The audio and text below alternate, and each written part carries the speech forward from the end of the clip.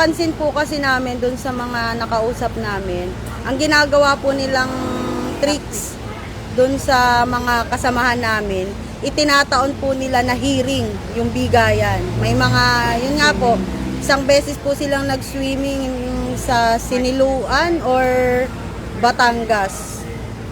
March 25 po yun, saktong hearing po namin yun. Para hindi po sila umattend, nagpapaswimming po sila.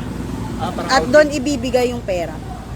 May mensahe kayo sa mga ano po ninyo kasamang natin So sa mga kasamahan namin na natatakot na para sa mga sarili nila, sana kung sakaling pumanig kayo sa amin, tatanggapin naman namin kayo, basta maging totoo lang uli kayo sa amin. At sa mga nag-swimming, makakabalik Sa mga ba sila nag-swimming, sa inyo? baka hindi na kayo makabalik sa susunod. Hindi natin alam.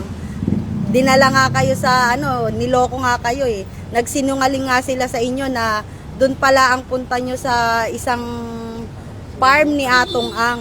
Pero ang sabi sa inyo saan? Sa isang Siniluan Falls ba yun? Pero dinala sila sa sa farm ni Atong Ang mismo. Nandun din sa Attorney Caroline. Andun po, pagdating daw po nila nandun.